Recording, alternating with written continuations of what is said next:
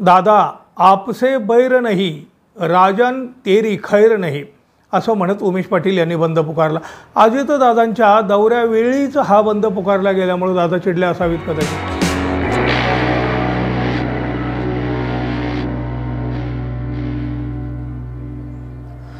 मित्रहो नमस्कार। अजित पवार हे तसे फटकळ आहेत, स्पष्ट वक्ते आहेत, पण हे जरी सगळं खरं असलं ना तरी राजकारणात फारसं उथळ असणं अंगलट येत असतं हो। अजित पवार सडेतोड बोलत असले तरी त्यांचं हे बोलणं अनेकदा त्यांच्याच अंगलट आलेलं आहे, नंतर पश्चाताप करण्याचीही वेळ त्यांच्यावर आलेली आहे। अजितदादांनी आपल्या जिभेला लगाम लावलेला आहे असं अलीकडच्या काही काळापासून वाटत असतानाच त्यांची जीभ मात्र असा लगाम लावून घ्यायला तयारच नाही असं दिसायला लागलेलं आहे। सोलापूर जिल्ह्यातल्या मोहोळ इथं पुन्हा एकदा याचाच प्रत्यय आलेला आहे बघा। त्यांनी आपल्याच पक्षाच्या मुख्य प्रवक्त्याला कुत्र्याची उपमा दिली आहे, कुत्र्याची, ते देखील जाहीर सभेत बोलताना, समोर मोठा जनसमुदाय असताना। राजकीय पक्षात काही कुरबुरे असतात, वाद असतात, वरिष्ठ नेत्याने ते मिटवायचे असतात। त्याशिवाय म्हणजे वरिष्ठ नेत्यानं जर या गोष्टीत लक्ष नाही घातलं किंवा आपसात त्यांची काही तडजोड नाही करून दिली, हा वाद मिटवला नाही तर पक्षाची संघटना चालत नसते ना हो। पण एवढ्या मुरब्बी राजकारणी असलेल्या अजितदादांना आपण हे सांगायचं का? हा ठीक आहे, काही मोठी चूक केली असेल तर थेट पक्षातून हकालपट्टी करावी ना। ज्यानं आपल्या पक्षासाठी काही योगदान दिलं असेल त्याची अशी जाहीर इज्जत काढावी? तसं बघायला गेलं तर राजकारणाचा सगळा चिखल झालेलाच आहे ना हो। चिखल कसला, गटार झाली आहे गटार। काय चाललंय गेल्या 2-3 वर्षातलं राजकारण पाहिलं तर महाराष्ट्रातला सामान्य माणूसही संतापलेला आहे आणि हा संताप तो निवडणुकीच्या वेळी बरोबर व्यक्त करीत राहिलेला आहे। सोलापूर जिल्ह्यातल्या मोहोळ तालुक्याचं राजकारण मात्र जरा काहीसं वेगळंच आहे बघा। आता बघा, इथले माजी आमदार राजन पाटील अजित पवार यांच्या पक्षात आहेत। अजित पवार यांच्या पक्षाचे मुख्य प्रवक्ते असलेले उमेश पाटील हे देखील इथलेच। हे दोन्ही पाटील एकाच पक्षात, पण त्यांच्यात साप मुंगसाचं नातं। अशा परिस्थितीत पक्षाचं नुकसान तर होणारच। मोठ्या मोठ्या बाता मारणारे नेते या तालुक्यात आहेत हो, पण लोकसभेत महाविकास आघाडीच्या उमेदवार प्रणिती शिंदे यांना प्रचंड मताधिक्य मिळालं या मोहोळ मतदारसंघातून। आता याचं उत्तर तर कोणी देत नाही आणि त्यांना कोणी मागितली नसावं कदाचित। अजित पवार यांनी मात्र मोहोळ इथं येऊन जाहीर सभेमध्ये आपल्याच पक्षाच्या मुख्य प्रवक्त्याचे कपडे फाडले। करता येईल तेवढा त्यांनी त्यांचा कचरा केला।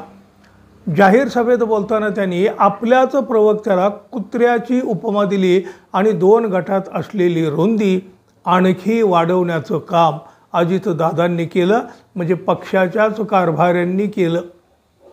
अजित पवारांनी नाव तर कोणाचं घेतलं नाही, पण सभेला उपस्थित असलेल्या प्रत्येकाला ते कळलं, म्हणूनच सभेत जल्लोषही झाला। अजित पवार यांनी उमेश पाटील यांना थेट कुत्र्याची उपमा दिली। दादा सभेत भाषण करताना काय म्हणाले बघा, कोणीतरी पठ्ठ्या म्हणाला दादाचा दौरा मी रद्द केला, अजित पवाराचा दौरा रद्द करणारा अजून जन्माला यायचा आहे। कुत्र्याला वाटत असतं मी बैलगाडी ओढतोय, पण अरे ते बैलगाडी ओढत असतात। पंतप्रधान नरेंद्र मोदी यांचा अचानक दौरा आला म्हणून मी मोहोळचा दौरा रद्द केला, असं अजित पवार म्हणाले। उमेश पाटील यांच्या विरोधात असलेल्या दुसऱ्या गटानं मात्र यावेळेला मोठा जल्लोष केलाच, पण दादांच्या या बोलण्याची चर्चाही देखील खूप झाली। उमेश पाटील यांनी त्यांची बाजू लगेच समोर आणली, प्रसारमाध्यमासमोर त्यांनी व्यक्त देखील झाले। अजित पवारांचा दौरा मी रद्द करायला लावला असं मी कधीही म्हणालेलो नाही। अनगरच्या राजन पाटलांनी अजितदादांना चुकीची माहिती दिलेली आहे। दादांचा दौरा रद्द करण्या एवढा मी मोठा नाही, जर दादा माझा ऐकत असते तर मोहोळच्या आमदाराचं तिकीट रद्द केलं असतं, असा खुलासा उमेश पाटील यांनी केला। पाटील खुलासे काय करताय हो? कुत्र्याची उपमा मिळूनही अजूनही त्याच पक्षात काय करता आहात तुम्ही? स्वाभिमान पुढे काय म्हणाले बघा, ते माझ्यावर कारवाई करणार असाल तर आधी आमदार यशवंत माने यांच्यावर कारवाई करावी लागेल, कारण आमदार यशवंत माने हे शरद पवार गटाचे जिल्हाध्यक्ष बळीराम साठे यांना गाडीत घेऊन फिरतात। सरकारकडून आलेल्या निधीच्या विकास कामाचे उद्घाटन शरद पवार गटाच्या जिल्हाध्यक्षांना घेऊन करतात। त्यामुळं आमदार यशवंत माने यांची पक्षातून पहिल्यांदा हकालपट्टी केली पाहिजे असं पाटील म्हणाले। खरं तर मोहोळमधील लोक चिडलेले आहेत। गेल्या काही दिवसापासून अप्पर तहसील कार्यालयाच्या मुद्द्यावरून बराच वाद निर्माण झालेला आहे। अनेक गावातील लोक नाराज आहेत। राजन पाटील आणि उमेश पाटील यांच्यात देखील यामुळे तो संघर्ष भडकलेला आहे। तसं त्यांचं तर हाडवैरच आहे, पण यामुळे संघर्ष अधिक पेटला आहे। राजन पाटील यांच्या अनगर गावी अप्पर तहसील कार्यालय आमदार यशवंत माने यांनी मंजूर केलेलं आहे, त्यामुळे त्यालाही उमेश पाटील यांचा विरोध आहे। दादा आपसे बैर नहीं, राजन तेरी खैर नहीं असं म्हणत उमेश पाटील यांनी बंद पुकारला। अजितदादांच्या दौऱ्यावेळीच हा बंद पुकारला गेल्यामुळे दादा चिडले असावेत कदाचित। शिवाय उमेश पाटील यांनी बरीच काही विधानं केलेली होती बघा। मोहोळची उमेदवारी जाहीर करणारा राजन पाटील कोण लागून गेला? राजन पाटील हा आमच्या पक्षाचा आंतरराष्ट्रीय अध्यक्ष झाला का? सर्व देशाचा अध्यक्ष राजन पाटील आणि अजित पवार केवळ भारताचे अध्यक्ष आहेत असं आहे का? मुळात पक्षाच्या पार्लमेंटरी बोर्डाची मीटिंग झालेली नाही, पण राजन पाटलांनी कोणत्या अधिकारात उमेदवारी जाहीर केली? असे अनेक प्रश्न उमेश पाटील यांनी उपस्थित केले। शिवाय पहाटेचा शपथविधी झाला तेव्हा राजन पाटील यांच्या 2 मुलांनी अजितदादांचा पुतळा जाळलेला होता याची आठवण देखील उमेश पाटील यांनी करून दिली। राजकीय मुद्दा जो काय असेल तो असेल हो, पण पक्षाचे कारभारी असलेल्या अजित पवारांनी जाहीर सभेत आपल्याच प्रवक्त्याला कुत्र्याची उपमा देणं हे कितपत योग्य आहे? पाटील जर कुत्र्याच्या योग्यतेचे असतील, म्हणजे असं अजितदादांना वाटत असेल, तर अशी माणसं तुमच्या पक्षाचे मुख्य प्रवक्ते कसे काय असू शकतात हो?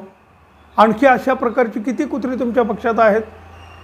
दादा, कुत्री भुंकत ही असतात ना, तसं कुत्री अत्यंत इमानदार असतात, स्वामीनिष्ठसुद्धा असतात।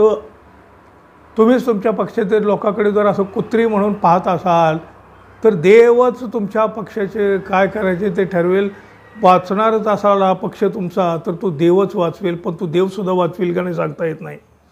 महायुतीत होत असलेली तुमची कोंडी असह्य होऊ लागली म्हणून तर तुमचं तोल जात नाही ना। मित्रांनो, अजितदादा यांच्यासारख्या ज्येष्ठ नेत्यानं आपल्याच पक्षाच्या मुख्य प्रवक्त्याविषयी जाहीरपणे वापरलेली अशी भाषा तुम्हाला योग्य वाटली का? कशामुळे दादा असे भरकटले असतील? जरूर कमेंट करा। आणि हो, आपण अजून आपल्या चॅनलवर नवीन असाल किंवा आपल्या चॅनलला अजून सबस्क्राईब केलेलं नसेल तर कृपया सबस्क्राईब करावं ही अपेक्षा तर आहेच। धन्यवाद। पुन्हा भेटू, तोपर्यंत नमस्कार।